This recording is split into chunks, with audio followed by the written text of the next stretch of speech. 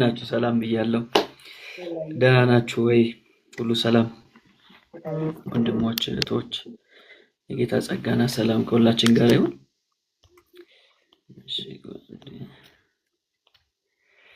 እሺ ድጋሚ ተገናኝተናል ለጌታ ፍቃድ በአዲስ ርዕስ አዲስ መጽሐፍ ለማጥናት ተገናኝተናል። የሐዋርያው ጳውሎስ መልእክት ወደ ኤፌሶን እሱን እንግዲህ እንደ ጌታ ፍቃድ ዛሬ ጀምረን ለተወሰኑ ሳምንታቶች እንግዲህ ኤፌሶን ላይ ትንሽ እንከርማለን ማለት ነው። በአንድም በሌላ መንገድ የኤፌሶንን መልእክት እንዳጠናችሁ ታስባለሁ። ግን የእግዚአብሔር ቃል ሁሌም አዲስ ስለሆነ ለዛሬም ደግሞ ህይወታችን አዲስ መልእክት ስላለው ሁሌም ማጥናቱ አይከፋም። ያላጠናችሁ ሰዎች ደግሞ ካላችሁ ለእናንተ ደግሞ ጥሩ እድል ነው ብዬ አስባለሁ። ስለዚህ እንደ ጌታ ፍቃድ የኤፌሶን መልእክትን ዛሬ ለማየት እንሞክራለን። ምዕራፍ 1 በተለይም የኤፌሶን መልእክት በጣም ባላንስ ያለው መልእክት ነው። ማለትም የስነ መለኮት ሐሳብም አለው። ከዛ በኋላ ደግሞ እንዴት መኖር አለብን ለሚለውም ጥያቄ ምላሽ ይሰጣል። እንደምታውቁት በስድስት ምዕራፍ የተከፈለ ነው። የመጀመሪያዎቹ 3 ምዕራፎች ስለ መለኮታዊ የሆኑ ሐሳቦችን ሐዋርያው ጳውሎስ ይናገራል። በተለይ ደግሞ እንደ ክርስቲያን ማመን የሚገቡን ነገሮች ላይ በጣም አጽንኦት አድርጎ ይናገራል ማለት ነው። በተለይ ከነገረ ድነት አንፃር መዳን የሚለውን ሐሳብ በደንብ አድርጎ አብራርቶ ይናገራል። የምናመልከው አምላካችን ደግሞ ስለ እግዚአብሔር ይናገራል። በተለይም ደግሞ እኛ በአካል 3 እንደሆነ እናምናለን፣ በትሪኒቲ ስለምናምን እሱንም ደግሞ በደንብ አስረግጦ ይናገራል ምዕራፍ 1 ላይ ማለት ነው። ከዛ በኋላ እንደዛ ብሎ ብቻ አይዘጋም። ከምዕራፍ 4 ጀምሮ ደግሞ ስለ ቤተሰብ ይነግረናል፣ ስለ ልጆች ይነግረናል እና እንዴት ነው መኖር ያለብን የሚለውን ሐሳብ ላይ ከአማኙ ጋራ ከማያምነው ጋራ እንዴት ነው መኖር ያለብን ለሚለው ጥያቄ ምላሽ ይሰጣል ማለት ነው። ምላሽ ይሰጣል። ስለዚህ የኤፌሶን መልእክት በጣም ሁሉ ጊዜ ቢጠና አዲስ ሐሳብ የያዘ የሐዋርያው ጳውሎስ መልእክት ነው። እሱን በጣም ማሰብ ይኖርብናል። ሌሎቹ መልእክታቶች ስናይ ለምሳሌ ቆሮንቶስን ስናይ የሆነ ችግር እንዳለ እናያለን። ለዛ ችግር አድሬስ ለማድረግ የተጻፈ መልእክት ነው። ገላትያ ላይ ደግሞ ስናይ ከትምህርት አንፃር የተጻፈ መልእክት ነው። በገላትያ ቤተክርስቲያናት ውስጥ የስተት ትምህርት ስለነበር ያን የስተት ትምህርት ዲል ለማድረግ ነው ሐዋርያው ጳውሎስ የጻፈውና የኤፌሶን መልእክት ላይ ግን እንደዚህ ነገር አናገኝም። ስፔሲፊክ አድርጎ የሆነ ኢሹ ላይ ፎከስ አድርጎ አይናገርም። ለዛ ነገር ወይም በትምህርት ወይም ደግሞ በሞራል ወድቃቸዋል የሚል ሐሳብን አያነሳም። በተለይም የኤፌሶን መልእክት ያው ኤፌሶን የምትለው ቃል ሐዋርያው ጳውሎስ ሲጽፍ ያቺ ቃል አልነበረችም ተብሎ ይታሰባል። በኋላ ላይ አድ የተደረገ ቃል ነው ተብሎ አንዳንድ የመጽሐፍ ቅዱስ አጥኞች እንደዛ ያስቀምጣሉ።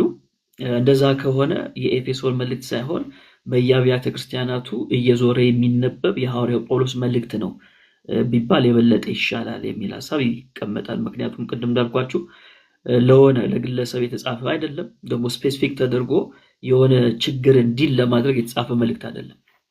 ስለዚህ እንደ ክርስቲያን ምንድነው የምናምነው፣ እንዴት ነው መኖር አለብን ለሚሉት ጥያቄዎች ምላሽ ነው የሚሰጠው። ስለዚህ በዓለም ላይ ያለ የእግዚአብሔር ቤተክርስቲያን ይሄን የሐዋርያው ጳውሎስን መልእክት አንብባ ትምህርቷን ሼፕ የምታደርግበት እንዲሁም ደግሞ ልምምዷን ህይወቷን ሼፕ የምታደርግበት መልእክት ነው ማለት ነው እና ለሁላችን የሚሆን መልእክት ነው። ለሆነ አጥቢያ ብቻ የተጻፈ መልእክት አይደለም፣ ለሁላችንም የሚሆን መልእክት ነው። በዚህ እንግዲህ ቲክቶክ ላይ ከተለያየ ሀገር የምትሰሙኝ ሰዎች አላችሁና ለሁላችንም የሚሆን መልእክት ነው። ስለዚህ እንደ ክርስቲያን የጋራ የሆነ የእምነት አቋማችን ምን ይመስላል የሚለውን ከሐዋርያው ጳውሎስ መልእክት ማየት እንችላለን። ከዛ ደግሞ እርስ በራሳችን ባለን ግንኙነት ደግሞ እንዴት ነው መኖር ያለብን ለሚለው ጥያቄ ከምዕራፍ 4 ጀምሮ ያለውን ሐሳብ እናያለን ማለት ነው።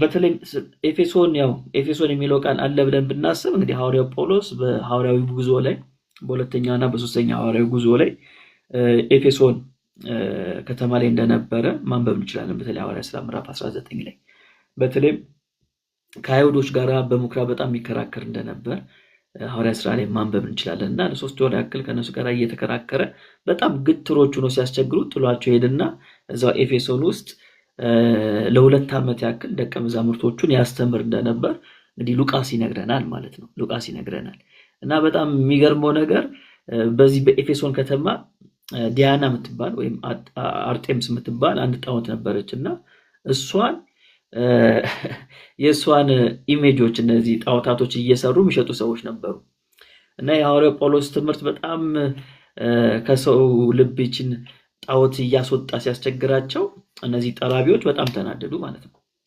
ምክንያቱም ቢዝነሳቸው ያው ሰው ክርስቲያን ከሆነ ይህን ጣዖት ማን ይገዛቸዋል? በዚህ ምክንያት ጳውሎስን በጣም ጠሉት ማለት ነው። አሳደዱት፣ ጠሉት እና ዛሬም ላይ የሚሆነው ነገር እንደዛ ነው። አንዳንድ ሰዎች ስለ ኢየሱስ ክርስቶስ አዳኝነት ነፃነት ስንናገር ነፃ ያወጣል ብለን ስንናገር አብዝቶ የሚጠሉን ለምንድን ነው ከተባለ ምናልባት ቢዝነሳቸውን እየነካን ይሆናል። ከዛ አንጻር ነው። እኔ እዚህ ቲክቶክ ላይ አንድ ሰው አለ በጣም የሚገርመኝና ስሙን አልጠቅስም፣ ግን ሀሳቡን ልንገራችሁ። እኛ በተለያየ ርዕሰ ጉዳይ ላይ እንገባለን እና አንዳንዴ ስዕል ላይ እንገባለን፣ የሚሳሉ ስዕሎች ላይ እንገባለን እና ለስዕል መስገድ መጽሐፍ ቅዱሳዊ ነው ወይ ብለን እንጠይቅና እንሞግታለን ማለት ነው። እና ሁሌ የማይቀር አንድ ሰው አለ።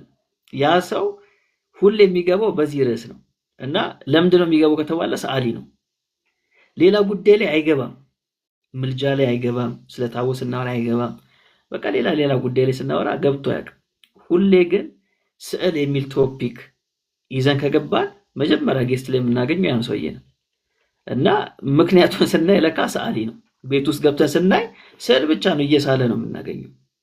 እነዚህ ቅዱሳን የሚባሉት መላእክት የሚባሉትን ስዕል የሚስል ሰው ነው እና ስለ ስዕል ርዕስ አድርገን ለስዕል መስገድ አይገባም፣ ለስዕል ማጠን አይገባም፣ ስዕል ሽቶ መቀባት አይገባም፣ ወደ ስዕል መጸለይ አይገባም፣ ስዕልን መሳም አይገባም እያን ስናወራ በቃ የመጀመሪያ ሶስቱን ነው የምናገኘው ማለት ነው።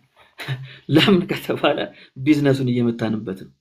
ገባችሁ? ቢዝነሱን እየመታንበት ነው እና ለእውነት ሳይሆን ለእንጀራው ለእንትኑ ስለቆመ ነው እና እሱን ሳይሆን ጊዜ ትዝ የምትለኝ ኤፌሶን ነች እና አንዳንዴ ሰዎች ለእውነት ሳይሆን የሚቆሙት ለዕለት ዕለት ስለሚያገኙት ነገር ብሎ ይህን የከበረውን የእግዚአብሔርን ቃል ሲቃወሙ እናገኛለን ማለት ነው።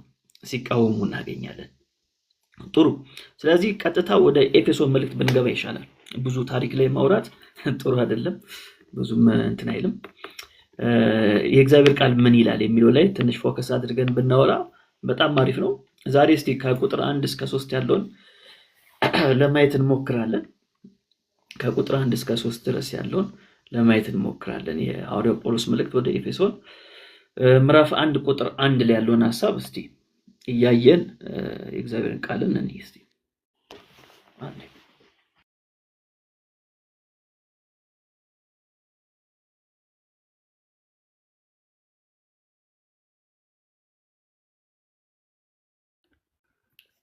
ሜላ እስኪመጣ 140 ምናምን ሰዎች ፕሊዝ ታፕ ሼር እያደረጋችሁ አገልግሉ።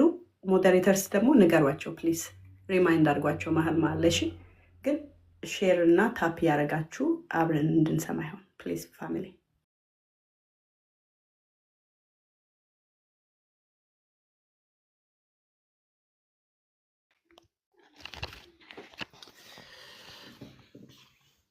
እሺ እቺ እንግዲህ ጣዖቷ ነች፣ አርጤምስ የምትባለው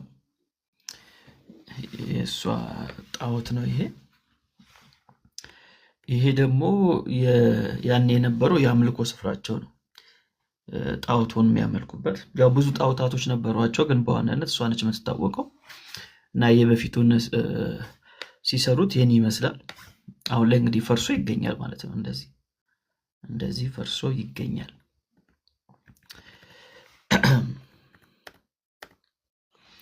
እሺ ቁጥር 1ን ለማየት እንሞክር እስቲ። በእግዚአብሔር ፍቃድ የኢየሱስ ክርስቶስ ሐዋርያ የሆነ ጳውሎስ በኤፌሶን ላሉት ቅዱሳን በክርስቶስ ኢየሱስ ላሉት ምዕመናን ይለናል። ምዕራፍ 1 ቁጥር 1 ላይ ያለው ማለት ነው። ስለዚህ ጳውሎስ እዚህ ጋር ራሱን በማስተዋወቅ ይጀምራል። በእግዚአብሔር ፍቃድ የኢየሱስ ክርስቶስ ሐዋርያ የሆነ ጳውሎስ ይላል። ስለዚህ ጳውሎስ ራሱን ሐዋርያ ብሎ ነው የሚጠራው። ለምንድነው ራሱን ሐዋርያ ብሎ የሚጠራው ከተባለ በራሱ ፍቃድ አይደለም፣ በእግዚአብሔር ፍቃድ ነው። በእግዚአብሔር ፍቃድ ስንል በአብ ፍቃድ ማለታችን ነው። በአብ ፍቃድ ማለታችን ነው። እሱ እንዴት ነው የምናውቀው ከተባለ ገላትያ ምዕራፍ 1 ቁጥር 1 ላይ በኢየሱስ ክርስቶስ ከሙታን ባነሳው በእግዚአብሔር አብ ሐዋርያ የሆነ እንጂ ከሰዎች ወይም በሰው ያልሆነ ጳውሎስ ይላል። በማ በእግዚአብሔር አብ በማለት ይናገራል። በእግዚአብሔር አብ በማለት ይናገራል። ገላትያ ምዕራፍ 1 ቁጥር 1 ላይ። ስለዚህ ጳውሎስ ሐዋርያ የሆነው በማን ፍቃድ ነው? በአብ ፍቃድ። የማን ሐዋርያ ሆነ? የኢየሱስ ክርስቶስ ሐዋርያ ሆነ። ስለዚህ ጳውሎስ ከሰዎች ወይም በሰው አይደለም ይህን ሹመት ያገኘት ይላል። ሰዎች ተሰባስበው በቃ ሐዋርያ ይሁን ብሎ አይደለም የሾሙት አይደል? በሆነ ምክር አይደለም፣ በስብሰባ አይደለም፣ በቃለ ጉባኤ አይደለም ሐዋርያ የሆነው። ሐዋርያ የሆነው በማን ፍቃድ ነው?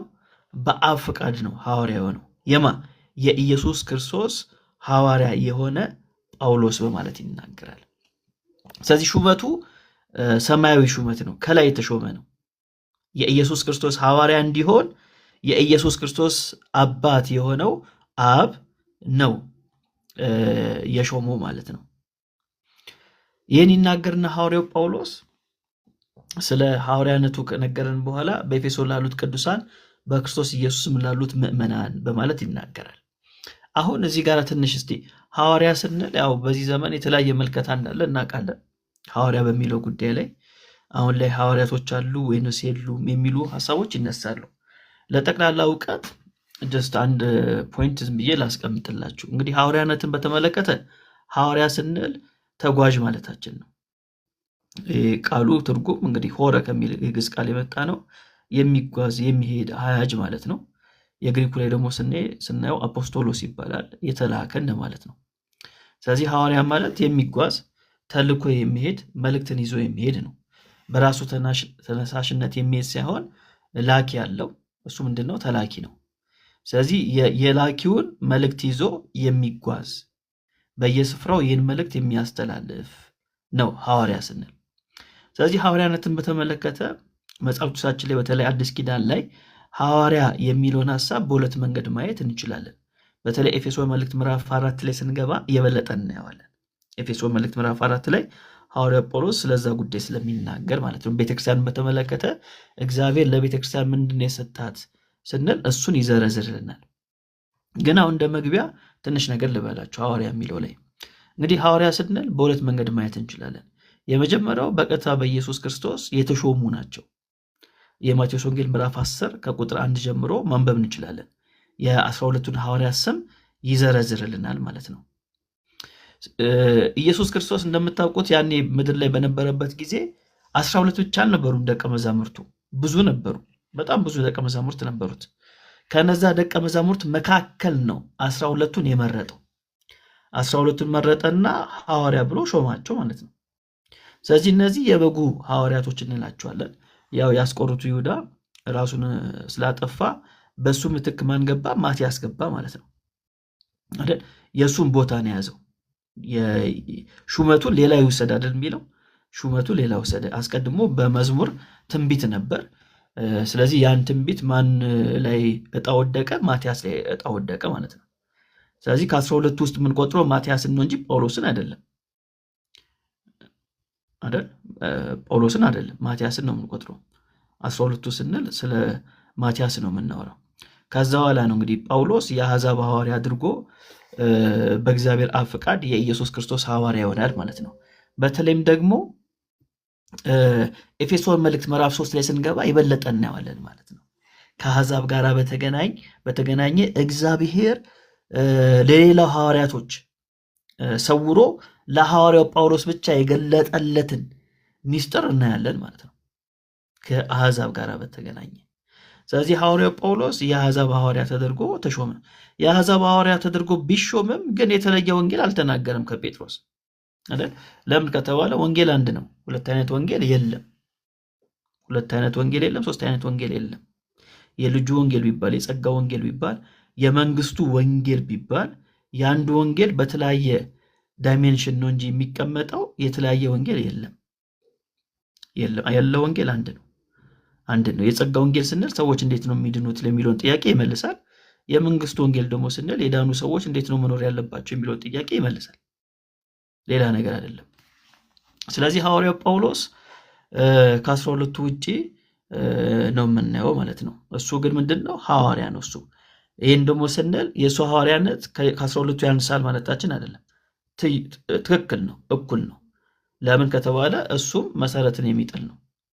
ስለዚህ ከ12ቱ የተለየ ስልጣን ያለው አይደለም፣ የሚበልጥም አይደለም፣ የሚያንስም አይደለም። እንግዲህ ከነሱ በኋላ ደግሞ የምናየው በተለይም ደግሞ ለቤተ ክርስቲያን የተሰጠ ሐዋርያነት ደግሞ አለ። ኤፌሶን መልእክት ምዕራፍ 4 ቁጥር 11 ላይ እርሱም አንዳንዶቹን ሐዋርያት፣ ሌሎቹን ነቢያት፣ ሌሎቹም ወንጌል ሰባኪዎች፣ ሌሎቹን እረኞችና አስተማሪዎች እንዲሆኑ ሰጠ ይላል አይደል? ይሄ የሆነው መቼ ነው ከተባለ ኢየሱስ ክርስቶስ ካረገ በኋላ ነው። ኢየሱስ በምድር ላይ በነበረበት ጊዜ ነቢያት ብሎ ሹሟል እንዴ? አልሾመም። እረኞች ያው ከጴጥሮስ ጋር በተገናኘ በጎችን እንትኖችን አሰማራ ስለሚለው ግልገሎችን ያው በዛ መንገድ ልናየው እንችላለን። ግን እሱም ያው ከሐዋርያነት ጋር የተገናኘ ነገር ነው።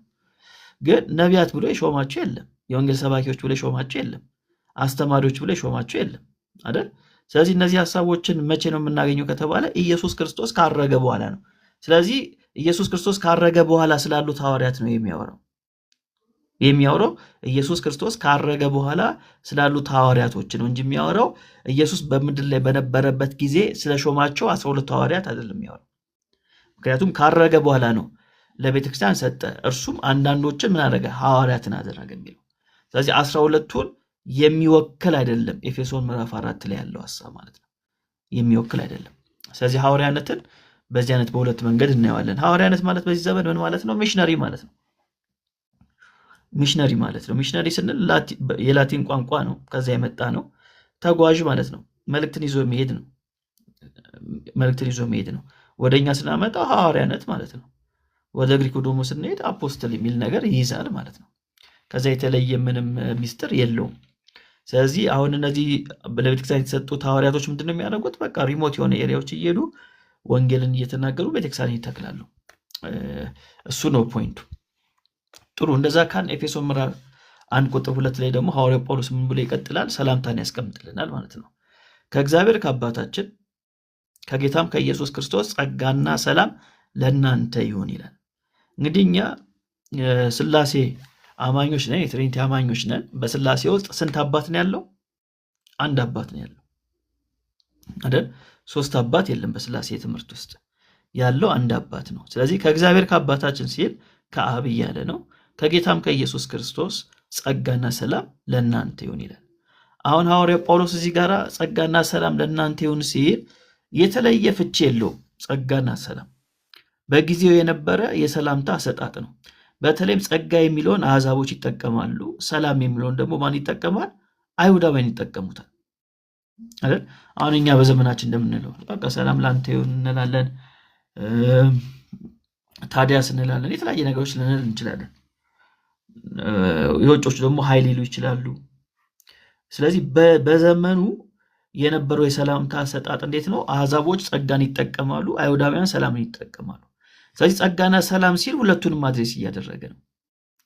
አይሁዳዊው ሰላም ለእናንተ ይሁን ስለሆነ የሚለው፣ አሕዛብ ደግሞ ጸጋ ለእናንተ ይሁን ስለሚል ሁለቱንም አድሬስ የሚያደርግ ቃል ነው ጸጋና ሰላም። ከዛ ውጭ ያው ጸጋ ማለት ያው ነፃ ስጦታ ምናምን የሚል ትንታኔ እዚህ ውስጥ አያስፈልግም። ጀስት ሰላምታና ሰላምታ ብቻ ነው እዚህ ጋር ያለው። ጸጋና ሰላም ለእናንተ ይሁን ይላል።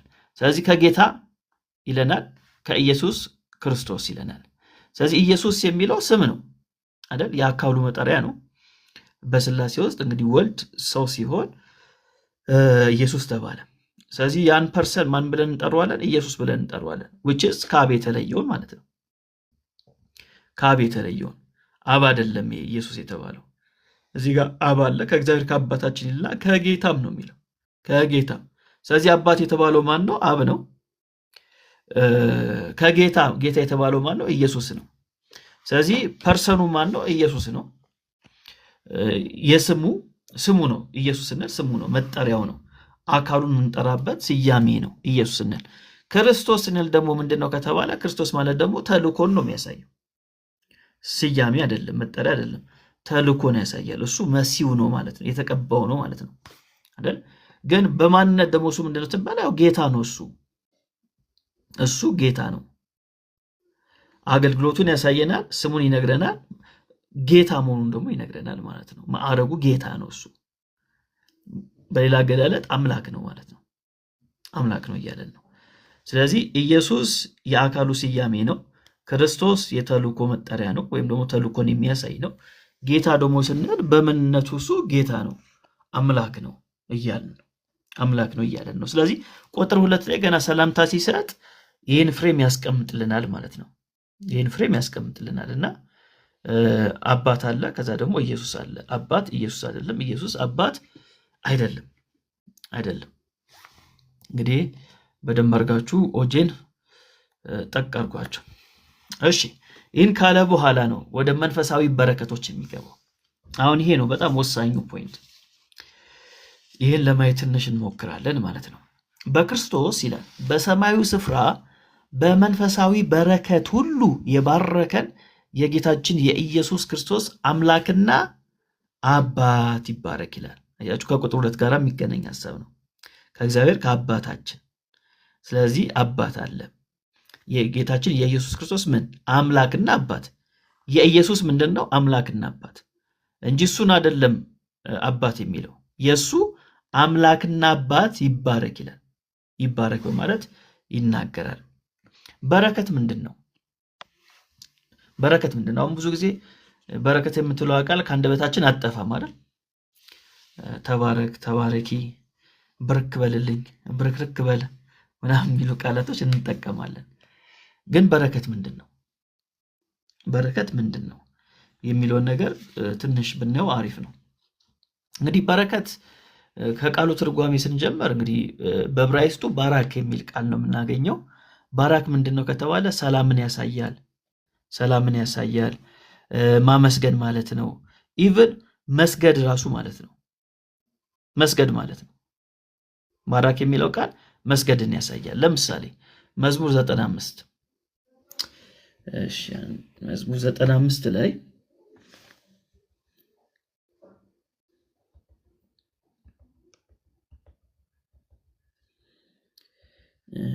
መዝሙር 95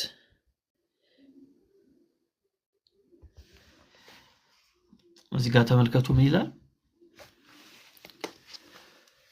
ኑ ይላል አይደል?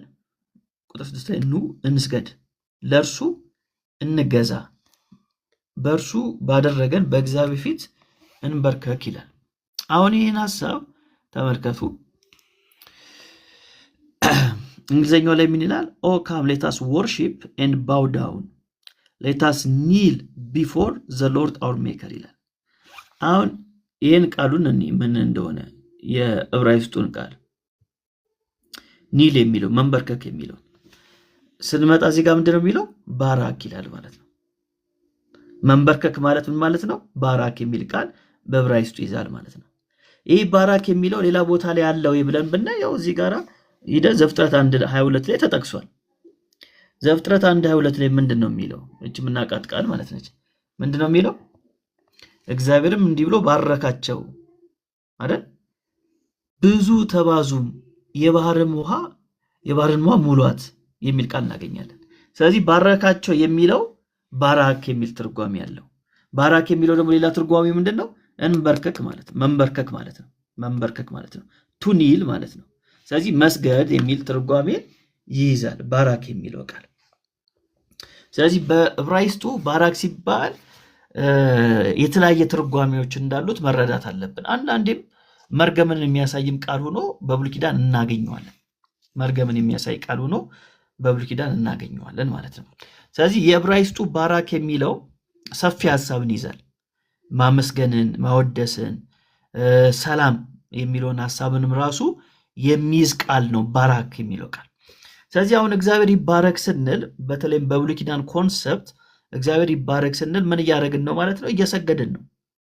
ዝም ብሎ የአንደበት ጉዳይ ብቻ አይደለም። እግዚአብሔርን ስንባረክ ዝም ብሎ በአንደበት አይደለም፣ እየተሰገደ ነው። እዚህ ጋር እንዳሳያችሁ እየተሰገደ ነው። ምክንያቱም አምልኮ ከዚህ በፊት እዚህ የሚላችሁ ከሆነ ስለ አምልኮ ስንማማር አምልኮ ቀጥተኛ ትርጉሙ መገዛት ነው ተባብለናል። የምንገዛበት መንገድ ደግሞ አንደኛው በምንድን ነው የተባባልነው? በመስገድ ነው ብለናል አይደል? ስግደት አምልኮ ነው። በዛ አይነት መንገድ ነው ያስቀመጥነው። ስለዚህ እዚህ ጋራም ስንመጣ እግዚአብሔር ይባረክ ስንል ምንድን ነው የሚያሳየው? እየሰገድን ነው ማለት ነው። እሺ አንድ ነገር ላሳያችሁ።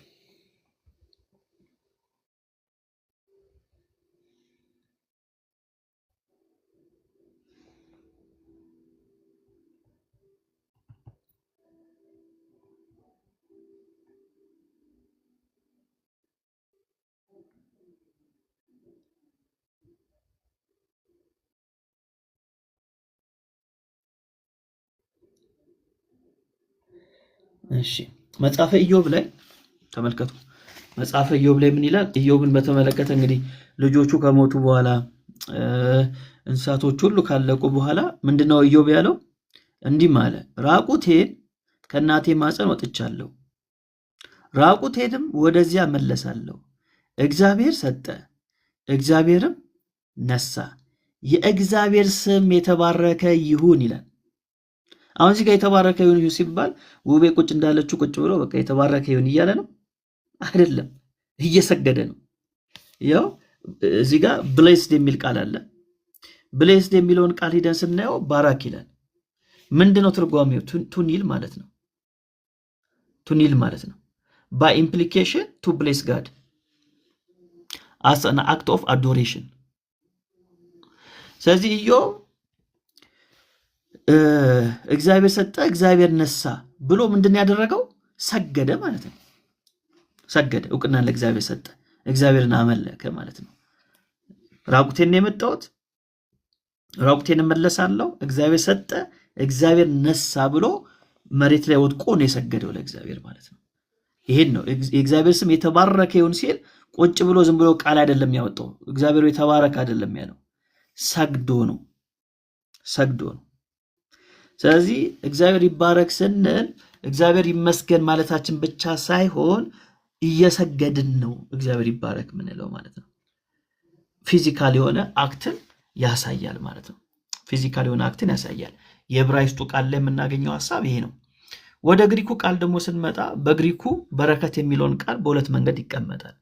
አንደኛው ማካሪዮስ የሚል ቃል አለው። ይህ ማካሪዮስ የሚለው ቃል ደስተኛ የሚል ሐሳብን ይይዛል። በተለይ ማቴዎስ ወንጌል ምዕራፍ 5 ላይ አንቀጸ ብፁዓን የሚባለው ምዕራፍ ላይ ብፁዓን የሚለው እዛ በተደጋጋሚ ጌታችን ኢየሱስ ክርስቶስ የሚናገረው እዛ ላይ የተባረኩ ናቸው የሚል ትርጉም ይሰጠዋል። ደስተኞች የሚል ትርጉም ይሰጠዋል። ደስተኞች የሚለውን ትርጉም ይሰጣል። ስለዚህ በዛ አውድ ስናየው ማካሪዮስ የሚል ቃል ይጠቀማል። ሁለተኛው ደግሞ ዩሎጊዮ የሚል ቃል አለው። ዩሎጂ የሚል እንግሊዝኛው ቃል የመጣው ከዛ ነው። ይሄኛው ላይ ስናይ መልካም ነገርን መናገር ማለት ነው። መልካም ነገርን መናገር ማለት ነው። ስለዚህ ሐዋርያው ጳውሎስ ኤፌሶን ላይ ሲናገር ባረከን ሲል ማን የባረከን? እግዚአብሔር ነው የባረከን። ባረከን ስንል ምን እያለን ነው? መልካም ነገር ስለኛ እየተናገረ ነው እግዚአብሔር ማለት ነው። አንዳንዴ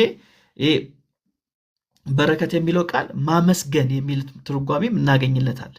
ማመስገን የሚል ለምሳሌ የማቴዎስ ወንጌል ምዕራፍ 26 ቁጥር 26 ላይ ያለውን ደግሞ ላሳያችሁ በማስረጃ አድርገን እኒ ማቴዎስ 26 ላይ ምን የሚል ቃል እናገኛለን? ከጽዋው ጋር በተገናኘ እሺ ተመልከቱ። ሲበሉ ኢየሱስ እንጀራውን አንስቶ ባረከ አይደል የሚለው፣ ቆርሶም ለደቀ መዛሙርቱ ሰጠና እንካችሁ ብሉ ይህን ስጋዬ ነው አለ። በእንግሊዝኛው ስናየው and as they were eating Jesus took bread and blessed it ይላል ማለት ነው።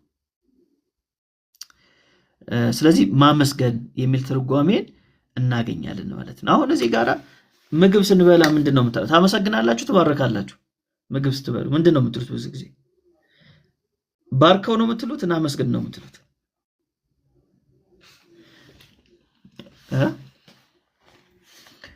ምግቡን ምን አድርገው ነው የምትሉት? ነው እናንተ ምንም አትሉም፣ ዝም ብላችሁ ነው የምትበሉ። ምግቡን እስቲ ምን አድርገው ነው የምትሉት?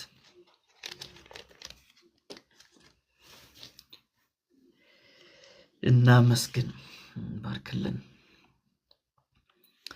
አሁን በዛ ሰዓት ላይ የምናመሰግነው ምንድነው ከተማ? የምናመሰግነው እግዚአብሔርን ነው አይደል? ትክክለኛው ነገር እሱ ነው። እናመስግን ነው የሚባለው። ማንን? እግዚአብሔርን። ይህን ምግብ የሰጠን እግዚአብሔር ሆይ እናመሰግናለን ነው የምንለው አይደል? ወደሱ ነው አቅጣጫችን እንጂ ምግቡን አይደለም የምንባርከው። ምግቡ ምንድነው? ምግቡን የምትባርከው ስለ ምግቡ እግዚአብሔርን ነው የምትባርከው። ስለ ምግቡ እግዚአብሔርን ነው የምታመሰግነው። ይህን ምግብ የሰጠኝ ብለን ነው እንጂ የሆኑ ማጂካል የሆኑ ቃላቶች ምግቡ ላይ አናሳርፍም። ምናደርጋለን? ይህን ምግብ የሰጠህን እግዚአብሔር ሆይ እናመሰግናለን እንለዋለን ማለት ነው። ስለዚህ ምስጋና ነው የምናደርገው። ስለ ምግቡ ማን እናመሰግናለን? እግዚአብሔር እናመሰግናለን። አሁን በረከት የሚለው ቃል ላይ ለምሳሌ አሁን ብዙዎቻችን ጌታ ይባርክ እንላለን አይደል?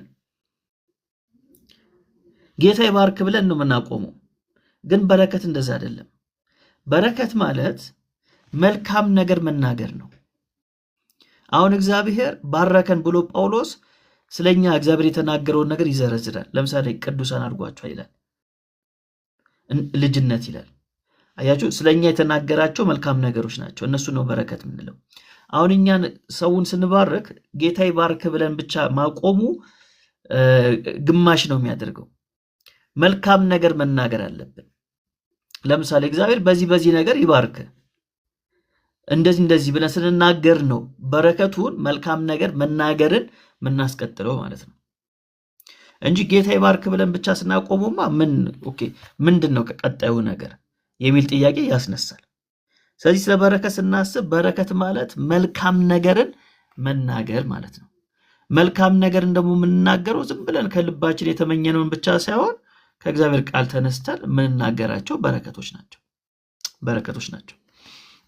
ስለዚህ በረከት የሚለው ቃል በብሉይ ኪዳንና በአዲስ ኪዳን ወይም በዕብራይስጥና በግሪክ ቋንቋ ያላቸውን የሚሸከመውን ሐሳብ በደንብ መረዳት አለብን። ስለዚህ እንደያውዱ ከምን አንጻር ነው የተነገረው? ከስግደት አንጻር ነው? ከምስጋና አንጻር ነው? ከውዳሴ አንጻር ነው? ከሰላም አንጻር ነው? ወይንስ መልካም ነገር ከማወጃ አንጻር ነው የሚሉትን ነገሮች ወይም ከደስታ አንጻር ነው የሚለውን ነገር በደንብ ለይተን ማወቅና እንዳያግባቡ መጠቀም ይኖርብናል ማለት ነው። እሺ ጥሩ። እንደዚህ ካል ታዲያ ማን ነው የባረከን ከተባለ የባረከን የኢየሱስ አባት ነው፣ አብ ነው የባረከን ማለት ቁጥር 3 ላይ የሚነግረን እሱ ነው። የኢየሱስ ክርስቶስ አባት ነው ባራኪው። እኛን የባረከን አብ ነው። በማን በኩል ነው የባረከን ከተባለ በኢየሱስ በኩል ነው የባረከን።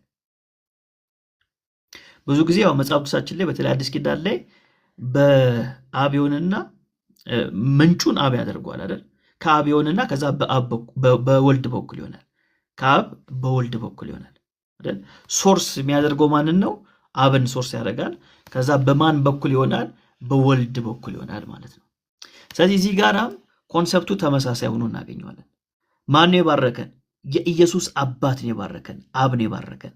በማን በኩል ነው የባረከን? በኢየሱስ በኩል ነው የባረከን። ስለዚህ በሌላ አገላለጥ ምን ማለት ነው? አብ ኢየሱስ አይደለም ማለት ነው። አብ ኢየሱስ አይደለም ማለት ነው። እሺ ያው ያኛውንም ትምህርት እየመተው ለምን ስለፈለኩ ነው። አብ ኢየሱስ አይደለም። የተባረክ ነው በማን በኩል ነው? በኢየሱስ በኩል ነው። ባራኪው ማን ነው? አብ ነው። ምን አይነት በረከት ነው የተባረክ ነው? መንፈሳዊ በረከት ነው። በረከቱ አይነቱ መንፈሳዊ ነው። ምን ማለት ነው መንፈሳዊ ነው ማለት? መንፈሳዊ ነው ማለት ምን ማለት ነው ከተባለ ብዙ ጊዜ መንፈሳዊ ነው ስንል የፊዚካል የሆነው ነገር ቁሳዊ የሆነው ነገር ተቃራኒ ይመስለናል። እንደሱ አይደለም። መንፈሳዊ ነው ማለት በመንፈስ ቅዱስ ኃይል የተከናወነ ነው ማለት ነው እንጂ የፊዚካል ነገር ተቃራኒ ነው ማለት አይደለም። መንፈሳዊ ነው ማለት የማይጨበጥ ነው ማለት አይደለም አይደል? ብዙ ጊዜ እንደዛ ይመስለናል። አሁን የፒሲ ፊዚካል ነው፣ የሚነካ የሚዳሰስ ነው። አይ መንፈሳዊ ነገር ነው ይሆንልን ስንል ማይነካ ማይጨበጥ ነገር ነው ማለታችን አይደለም። መንፈሳዊ ነው ማለት በመንፈስ ቅዱስ ኃይል የተከናወነ ነገር ነው የበረከት እያል ነው እንጂ ፊዚካል አለመኑን ለመግለጽ አይደለም። መንፈሳዊ ነው ስንል አይደል? መንፈሳዊ ነው ስንል እንደዛ ማለታችን አይደለም። ስለዚህ መንፈሳዊው በረከት በዚህ አይነት መንገድ ሐዋርያው ጳውሎስ ያስቀምጥልናል። ስለዚህ ምን ይለናል ሲጀምር? ዓለም ሳይፈጠር በፊቱ ቅዱሳንና ነውር የሌለን በፍቅር እንሆን ዘንድ በክርስቶስ መረጠን ይላል። ማን የመረጠን? አብ። በማን በኩል? በክርስቶስ በኩል። ምን እንድንሆን? ቅዱሳንና ነውር የሌለን እንድንሆን። በማን ፊት? በአብ ፊት። በሰው ፊት አይደለም። በጣም የሚያስደንቀው ነገር ይሄ ነው። በአብ ፊት ነው ቅዱሳንና ነውር የሌለን ይሆን ነው። ለምን? በክርስቶስ ስለሆንን ማለት ነው። በክርስቶስ ስለሆንን። አሁን በተለይ ኤፌሶን መልእክት ላይ ይሄ በክርስቶስ የሚለው ቃል የሐዋርያው ጳውሎስ በጣም የሚወደው ቃል ነው። ደጋግሞ ነው የሚጠቅሰው በክርስቶስ የሚለውን ኤፌሶን ቁጥር 4 ላይ እዚህ ጋር እንደምታዩት ቁጥር 7 ላይ ቁጥር 11 ላይ ምዕራፍ 2 ቁጥር 6 ላይ ምዕራፍ 2 ቁጥር 10 ላይ ጠቅላላ በክርስቶስ የሚለውን ቃል ደጋግሞ ይጠቅሳል ማለት ነው። ደጋግሞ ይጠቅሳል። ኦኬ፣ እንደዚህ ካል መቼ ነው ታዲያ ቅዱሳንና ነውር የሌለን እንድንሆን እግዚአብሔር አብ አስቀድሞ የመረጠን ከተባለ ዓለም ሳይፈጠር ይላል። ዓለም ሳይፈጠር ይላል። አሁን እዚህ ጋር ጥንቃቄ ማድረግ አለብን። ዓለም ሳይፈጠር ነበርን ወይ? ዓለም ሳይፈጠር አልነበርንም። ታዲያ ምን እያለን ነው ከተባለ የእግዚአብሔር አብን እቅዱን እየነገረን ነው። ምክንያቱም እግዚአብሔር ሁሉን አዋቂ ነው። የእግዚአብሔርን ቅድመ ዕውቀት እየነገረን ነው። እግዚአብሔር እንደው በአጋጣሚ አይደለም ነገሮችን ያደረገው። በአጋጣሚ አይደለም ያደረገው። ቀድሞ የሚያውቀው ነገር ነው። የእግዚአብሔርን ቅድመ ዕውቀት ያሳያል እንጂ የኔ ቀድሞ መኖርን አያሳይም። የእግዚአብሔርን ቅድመ ዕውቀት ነው የሚያሳየው። ስለዚህ በእግዚአብሔር ቅድመ ዕውቀት ወይም በእግዚአብሔር ፕላን መሰረት ስለኛ እግዚአብሔር ያለው መልካም ሐሳብ ምንድን ነው? እግዚአብሔር ለኛ የተናገረው መልካም ንግግር ምንድን ነው ከተባለ ቅዱሳን እንድንሆን፣ ነውር አልባ እንድንሆን ነው እግዚአብሔር ስለኛ የተናገረው መልካም ንግግር። ይሄ መቼ ነው የሆነው? ዓለም ሳይፈጠር። አሁን አንድ ጥያቄ ልጠይቃችሁና እሱን እንመልስ በጋራ። እግዚአብሔር ዓለም ሳይፈጠር በፊት ምን ያደርግ ነበር የሚል ጥያቄ ቢነሳ ይኸው መልሱ። አሁን ብዙ ጊዜ ፍልስፍናው ዓለም ላይ ይነሳል። ዓለም ሳይፈጠር እግዚአብሔር ምን ያደርግ ነበር ከተባለ መልሱን ይነግረናል መጽሐፍ ቅዱሳችን። ያው ዓለም ሳይፈጠር በፊቱ ቅዱሳንና ነውር የሌለን በፍቅር እንሆን ዘንድ በክርስቶስ መረጠን። ይሄን ያቅድ ነበር እግዚአብሔር። ይሄ ብቻ አይደለም። ዓለም ሳይፈጠር በፊት ዮሐንስ ወንጌል ምዕራፍ 17 ቁጥር 5 ላይ አሁንም አባት ሆይ ዓለም ሳይፈጠር በአንተ ዘንድ በነበረኝ ክብር አንተ በራስህ ዘንድ አክብረኝ ይላል።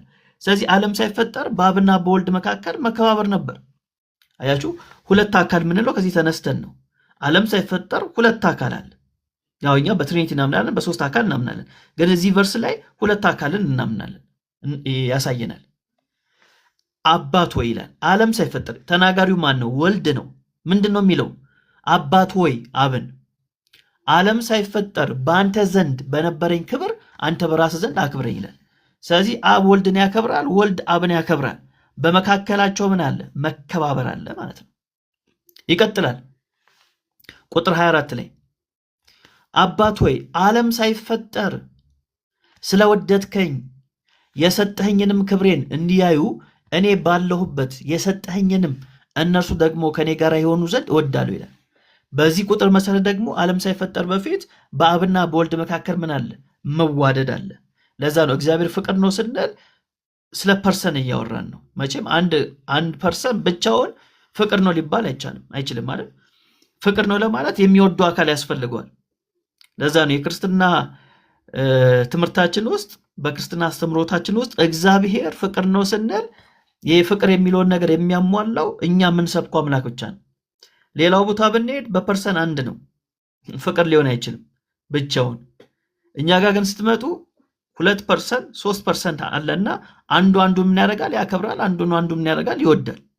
ይሄ ጌታችን ኢየሱስ ክርስቶስ ዮሐንስ ወንጌል ምዕራፍ 17 ላይ የሚነግረን ቃል ነው።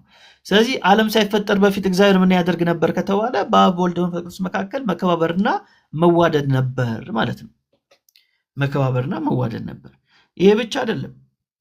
አንደኛ ጴጥሮስ መልእክት ምዕራፍ 1 ላይ የሚገርም ቃል አለ። እሱን ላንብብላችሁ። አንደኛ ጴጥሮስ መልእክት ምዕራፍ 1 ከቁጥር 17 ጀምሮ ተመልከቱ። ከ18 ጀምር ከአባቶቻችሁ ከወረሳችሁት ከከንቱ ኑሯችሁ በሚያልፍ ነገር በብር ወይም በወርቅ ሳይሆን ነውርና እድፍ እንደሌለው እንደ በግ ደም በክቡር የኢየሱስ ክርስቶስ ደም እንደተዋጃችሁ ታውቃላችሁ ይልና መቼ? ዓለም ሳይፈጠር እንኳን አስቀድሞ ታወቀ ይላል። ይሄ ነገር የታወቀው መቼ ነው?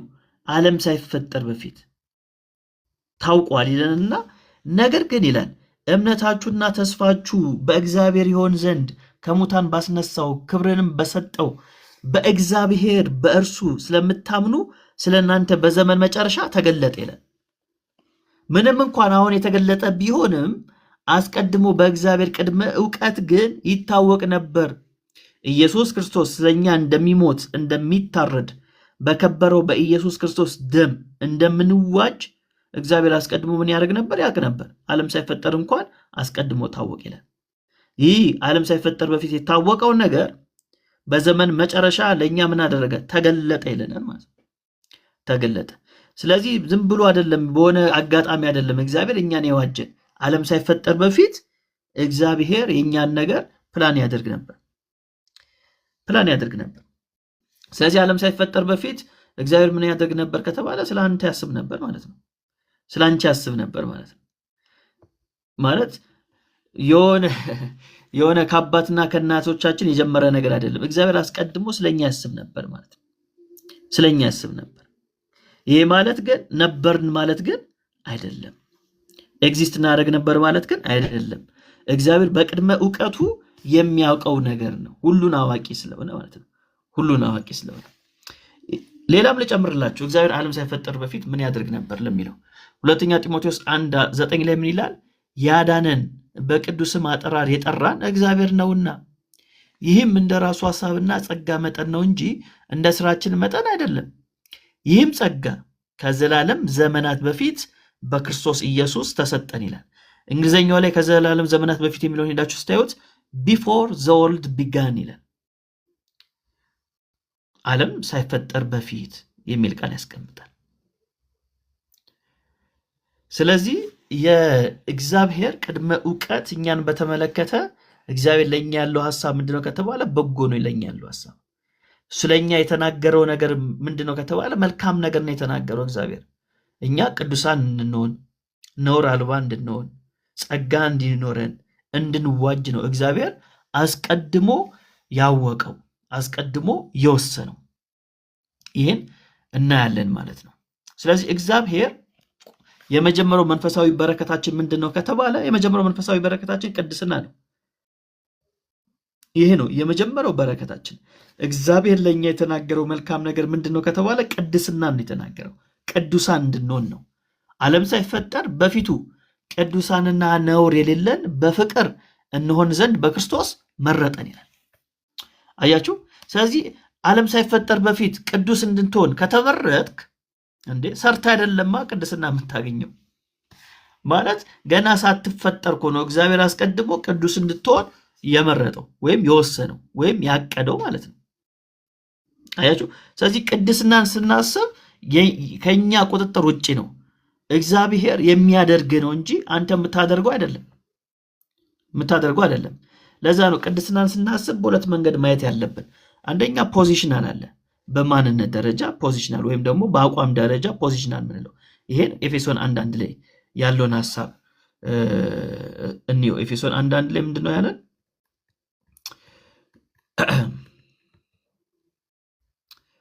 እሺ ኤፌሶን 1:1 ላይ ሲጀምር እንደዚህ ይላል። በእግዚአብሔር ፍቃድ የኢየሱስ ክርስቶስ ሐዋርያ የሆነ ጳውሎስ በኤፌሶን ላሉት ቅዱሳን ቅዱሳን ይላል። ስለዚህ እነዚህ ቅዱሳን ከማን የተነሳ ነው ቅዱሳን የሆኑት ከተባለ ከኢየሱስ ክርስቶስ የተነሳ ምን ሆኗል? ቅዱሳን ሆኗል ማለት ነው። ከኢየሱስ ክርስቶስ የተነሳ ነው ቅዱሳን የሆኑት።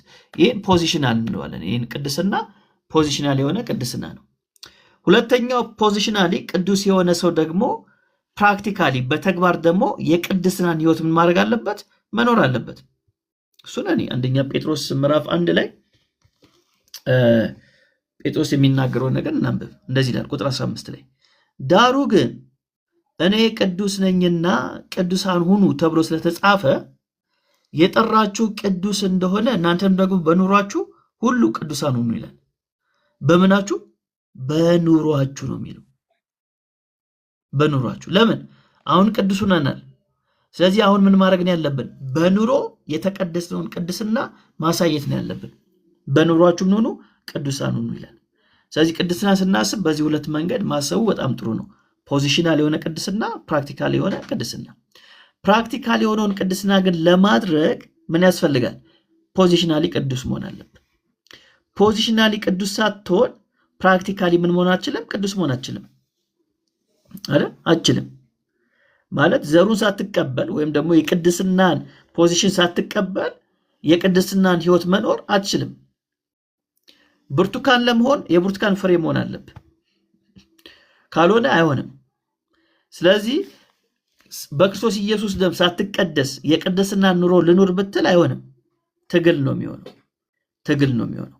ስለዚህ ፖዚሽናሊ በኢየሱስ ክርስቶስ በማመን ምን ሆነናል? ተቀድሰናል ማለት ነው። ተለይተናል። ለማን? ለክርስቶስ ተለይተናል ብቻ አይደለም። ቅድስና ስንል አንድ መሆን ማለት ነው። አንድ መሆን ምን ማለት ነው? አንድ መሆን ማለት የምንናገረውን ማድረግ፣ የምናወራውን ማድረግ። አንድ መሆን ማለት እሱ ነው። ያወራኸውን ማድረግ፣ የተናገርከውን ነገር ማድረግ። ምንድነው የሚሉት ፈረንጆቹ? ዋክ ዘ ቶክ ነው አይደል የሚሉት? ያወራውን አድርገው። ስለዚህ ቅድስና ስንል ኢየሱስ ክርስቶስ በማመን ያገኘነውን ማንነታችንን በህይወት መግለጥ ነው። እሱን ፕራክቲካል ቅድስና እንላለን። ስለዚህ እግዚአብሔር ለምንድነው እንድንቀደስ የፈለገው ከተባለ የመጀመሪያው ነገር ትእዛዝ ስለሆነ ነው አይደል? ትእዛዝ ነው። ከዛስ ከማገልገል በፊት መቀደስ ስለሚያስፈልግ ነው። ዮሐንስ ወንጌል ምዕራፍ 10 ቁጥር 36 ላይ ማየት ይችላላችሁ። ከአገልግሎት በፊት ምንድነው የሚቀድመው? ቅድስና ነው የሚቀድመው። እኔ ቅዱስ አይደለሁም ብለህ አገልጋይ ነኝ ማለት አትችልም፣ ሊሆን አይችልም። ማለት ያልተለየለትን ነገር እንዴት ነው ልታገለግለው የምትችለው? ሊሆን አይችልም። ሌላው በጣም ኢምፖርታንቱ ነገር ሁለተኛ ጢሞቴዎስ መልእክት ምዕራፍ 2 ቁጥር 21 ላይ ሐዋርያው ጳውሎስ ስለዚህ ጉዳይ የሚናገረው ነገር አለ። ሁለተኛ ጢሞቴዎስ 2:21 ላይ እንደዚህ ይላል፣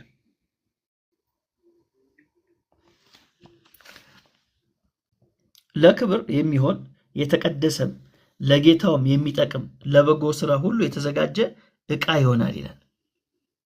አያችሁ አይደል? ስለዚህ ቅድስና የሚያስፈልገው ለዚህ አይነት አገልግሎት ነው።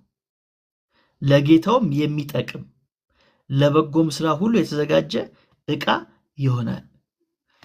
ከክፉ የጎልማሳነት ምኞት ግን ሽሽ፣ በንጹህ ልብ ጌታን ከሚጠሩ ጋራ ጽድቅን፣ እምነትን፣ ፍቅርን፣ ሰላምን አቀ ተከተል። ስለዚህ ቅድስናን ጌታችንን ለምንድነው እንድንቀደስ የፈለገው ከተባለ ለጌታ ስራ ስለሚጠቅመን፣ ለጌታ ስራ ይጠቅመናል። የምንሰራው ስራ ቅዱስ ስራ ነውና ቅድስና እጅግ ይጠቅመናል ማለት ነው። ቅዱስ ያልሆነ ቅዱስ የሆነ ስራ ሊሰራ ስለማይችል ማለት ነው። ስለማይችል ሌላው ለምን ቀደስ ከተባለ ጌታን ለማየት ነው። ዕብራውያን ምዕራፍ 12 ቁጥር 14 ላይ ካልተቀደስን ጌታን ማየት እንደማንችል ይነግረናል። እሱ ቅዱስ ነዋ። ስለዚህ ቅዱስ የሆነውን ነገር ለማየት መቀደስ እጅጉን ያስፈልጋል። ከዚህ ከቅድስና ጋር በተገናኘ ሐዋርያው ጳውሎስ ነውር አልባ ናችሁ ይለናል። ማለት ይሄ ዝም ብለን እኮ በሰውኛ ካሰብነው በሃይማኖት ካሰብነው ሊሆን የሚችል ነገር አይደለም። ማለት በሰው ፊት ልናስመሰል እንችላለን፣ በእግዚአብሔር ፊት ግን ማስመሰል አንችልም። እግዚአብሔር ግን በራሱ ፊት ነው ነውር አልባ ያደረገን። በራሱ ፊት ለምን? የተዋጀንበት ደም ነውር አልባ ስለሆነ ነው። ነውር አልባ የሆነው ከደሙ የተነሳ ነው። ደሙ ምን የለውም? እንከን የለውም። ስለዚህ ከደሙ የተነሳ እንከን አልባ ሆነናል ማለት ነው። ለዛ ነው ቆላስይስ መልእክት ምዕራፍ 1 ቁጥር 21 ላይ እናንተም ይላል ነውርና ነቀፋ የሌላችሁና ቅዱሳን አድርጎ በእርሱ ፊት ያቀርባችሁ ዘንድ ይላል። ስለዚህ ቅዱሳን የሚያደርገን ማለት ነው እሱ ነው። ቅዱሳን የሚያደርገን ቅዱስ የሚያደርገን እሱ ነው። ነውርና ነቀፋ የሌላችሁና ቅዱሳን አድርጎ በእርሱ ፊት ያቀርባችሁ ዘንድ በፊት የተለያችሁትን ክፉ ስራችሁን በማድረግ በሐሳባችሁ ጠላቶች የነበራችሁትን አሁን በስጋው ሰውነት በሞቱ በኩል አስታረቃችሁ ይላል። በጣም ይገርማል። ስለዚህ ነውርና ነቀፋ የሌለን የሆነው ከምን የተነሳ ነው ከተባለ አንደኛ ጴጥሮስ 1:19 ላይ እንደዚህ ይላል፣ ነገር ግን እናንተ የተዋጃችሁት ነውርና እንከን እንደሌለበት በግ ደም በክርስቶስ ክቡር ደም ነው ይላል። ስለዚህ የክርስቶስ ምን የለበትም? ነውር የለበትም፣ እንከን የለበትም። ስለዚህ ከደሙ የተነሳ ስለተዋጀን ስለተገዛን ከደሙ የተነሳ እኛ ምን የለብንም? ነውር የለብንም፣ ነቀፋ የለብንም ማለት ነው። የለብንም። ቅዱስ ብቻ ሳንሆን ነውር የሌለብን ቅዱሳን ነን። ቅዱስ ብቻ ሳይሆን ነቀፋ የሌለብን ቅዱሳን ነን። ከምን የተነሳ? ከኢየሱስ ክርስቶስ የከበረ ደም የተነሳ ማለት ነው። ከዚህ ደም የተነሳ። ስለዚህ ይህን ነገር አጥብቀን መያዝ ይኖርብናል ማለት ነው። ማለት ሊቀላ አይገባው። ይህን ነገር ሁልጊዜ ማሰብ አለብን። ይህ ደም በዚህ ደም ነው የተዋጀሁት፣ በዚህ ደም ነው የተገዛሁት ብለን ይህን ደም አጥብቀን መያዝ አለብን። በህይወታችን መያዝ አለብን። ጥሩ። ሌላኛው በረከት ልጆች የሚለውን እንይና ሶስተኛው ላይ እናቁም። የተሰጠ ሌላኛው በረከት ምንድነው? ልጅነት ነው። የመጀመሪያው ቅድስናን፣ ሁለተኛው ምናን ነውር አልባ እንከን አልባ ብሎ እግዚአብሔር ተናግሯል። ስለኛ ቅዱስ ናችሁ ብሎ ተናግሯል። ነውር አልባ ናችሁ ብሎ ተናግሯል። እንከን አልባ ናችሁ ብሎ ተናግሯል። እንግዲህ እያየን ያለነው መንፈሳዊ በረከት አይደል? እግዚአብሔር ስለኛ የተናገረው መልካም ነገርን እያየን ነው። ሶስተኛው ስለኛ የተናገረው መልካም ነገር ምንድነው ከተባለ ልጆች ናችሁ ነው ያለን። በበጎ ፍቃዱ እንደወደደ በኢየሱስ ክርስቶስ ስራ ለእርሱ ልጆች ልንሆን አስቀድሞ ወሰነን ይላል። ስለዚህ ልጅ የሆነው በኢየሱስ ክርስቶስ ስራ ነው እንጂ በእኛ ስራ አይደለም። እኛ ሰርተን አይደለም ልጆች የሆነው፣ በኢየሱስ ክርስቶስ ስራ ነው ልጆች የሆነው። ስለዚህ ልጅነት የሚገኘው ሰርተን አይደለም፣ አምነን ነው። ዮሐንስ 1:12 ላይ ለተቀበሉት የሚለው በስሙ ለሚያምኑት ለእነርሱ የእግዚአብሔር ልጆች የሆኑ ዘንድ ስልጣንን ሰጣቸው። ስለዚህ የልጅነት እንዴት ነው ያገኘነው ከተባለ አምነን ነው። ስለዚህ እግዚአብሔር ልጅ አደረገን፣ የልጅነትን መብት ሰጠን። ስልጣን የሚለው ቃል መብት ማለት ነው። መብትን ሰጠን። አያችሁ፣ መብትን ሰጠን። ከስልጣንና ከመብት የቱ ይበልጣል ከተባለ መብት ይበልጣል። ስልጣን ይሻራል፣ መብት አይሻርም። መብት ነው። ሰው የመሆንም መብት አለ። ልክ እንደዛው ልጅ ስትሆን መብት አለ። ምን የማግኘት መብት? የመውረስ መብት አለ። የአባት የሆነውን ነገር የማግኘት መብት አለ። ስለዚህ ምን ሆነናል? ልጆች ሆነናል። ግን ልጆች ሆነናል ስንል በጣም ጥንቃቄ ማድረግ አለብን። አሁን ልጅነት የሚለውን ኮንሰፕት አሁን ብዙ ሰው አይዋጥለትም። ምን አይነት ልጆች ነን የሚለውን እንግዲህ ምንም ማድረግ አይቻልም። ምን አይነት ልጆች እንደሆነን መጽሐፍ ቅዱሳችን ይነግረናል። ገላትያ 4:5 ላይ to redeem them that were under the law that we might receive the adoption of sons ይላል። ስለዚህ እግዚአብሔር ምን አድርጎናል ማለት ነው? አዶፕት አድርጎናል ማለት ነው። አዶፕሽን ምን ማለት ነው? ኪዳናዊ ልጅነት ማለት ነው። በኪዳን ላይ የተመሰረተ ልጅነት ማለት ነው። ሌላ ነገር አይደለም።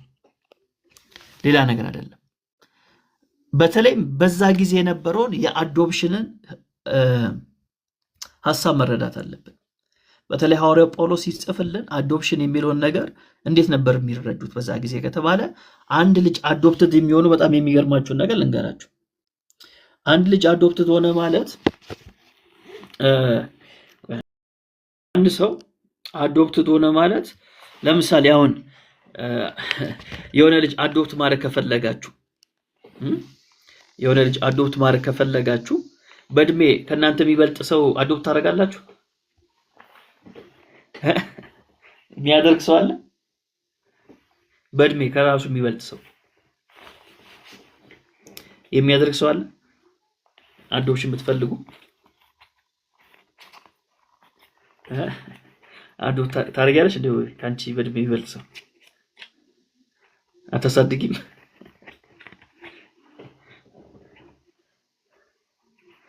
የሚገርማችሁ በዛ ጊዜ በእድሜ ከነሱ የሚበልጥ ሰውን ራሱ አዶፕት ያደርጋሉ። ለምንድን ነው አዶፕት የሚያደርጉት ከተባለ አዶፕት የሚያደርጉት በስጋ የወለዱት ልጅ ከሌላቸው ወይም ደግሞ በስጋ የወለዱት ልጅ ኑሯቸው ያ ልጃቸው ምንም የማይረባ ከሆነ ማለትም በቃ የቤተሰቡን ሀብት የማይንከባከብ የማያስቀጥል የሚያባክን ልጅ ከሆነ ምን ያደርጋሉ? በእድሜ ከነሱ የሚበልጥ ሰው አዶፕት ያደርጉና ያ ቢዝነስ ወይም ደግሞ ያ ሀብት እንዲቀጥል ያደርጋሉ።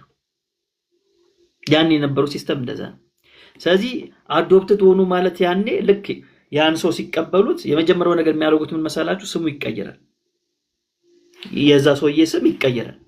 ሁለተኛ ያ ሰው ከዛ በፊት ዕዳ ካለው ዕዳው ይሰረዝለታል። ማንም ይሰርዝለት? የአዶፕት ያደረገው ሰው ዕዳውን ይሰርዝለታል። ሶስተኛ አዲስ ህይወት ይጀምራል። እና በጣም ሰርፕራይዝ የሚያደርገው ነገር ደግሞ ለነገራችሁ የአዶፕት የተደረገው ልጅ በህግ አንድ አዶፕት ካደረከው በኋላ አልፈልግም ማለት አትችልም። በህግ ጸድቋል። ስለዚህ አዶፕት የተደረገ ስሙ ይቀየራል፣ እዳው ይሰረዛል፣ አዲስ ህይወት ይጀምራል፣ መብት ይኖረዋል። ስለዚህ የዛ ቤተሰብ አካል ይሆናል፣ የዛን ቤተሰብ ሀብት ይወርሳል፣ የዛን ቤተሰብ ደግሞ ያስቀጥላል ማለት ነው። ስለዚህ ሐዋርያ ጳውሎስ አዶፕት አድርጓቸዋል ሲል ምን እያልን ነው? ህጋዊ መብት አግኝታችኋል። አሁን በፊት ዕዳ ነበራችሁ፣ ያ ዕዳችሁ ምን ተብሏል? ተሰርዞላችኋል። አሁን አዲስ ህይወት ነው የምትጀምሩት፣ የእግዚአብሔር መንግስቱ ደግሞ ወራሽ ናችሁ ይለናል። ስለዚህ ይሄን የልጅነት መብት ስልጣን እንዳለን ህጋዊ መብት እንዳለን አሁን የእግዚአብሔር የሆነውን ነገር ማለትም መንግስቱን ነው የምንወርሰው ስናምን፣ እሱን ነው ልጅነት የምንለው ማለት ነው። እሱን ነው ልጅነት የምንለው እንጂ ከእግዚአብሔር ምናምን የወጣን አይደለም። ማንም ከእግዚአብሔር ሊወጣ አይችልም። ከእግዚአብሔር የወጣን አይደለም። የሱ የሆነው ነገር ምንድነው የሚሉት? የሱ ዲኤንኤ ምናምን የሚባል ነገር የለም። እግዚአብሔር ዲኤንኤ የለውም። የሱ የሆነው ነገር የምትወርሰው ነገርም አይደለም። የሆነ እግዚአብሔር መንፈስ ነው። የሆነ እንትን የምታደርገው ነገር የለም። ስለዚህ ልጅነት ስንል ምንም የተወሳሰበ ነገር አይደለም። ልጅነት ስንል ህጋዊ መብት አለን። የአባታችን የሆነውን ነገር እንወርሳለን። የበፊት ዕዳችንን ሰርዞልናል፣ አዲስ ህይወት ደግሞ ሰጥቶናል እያልን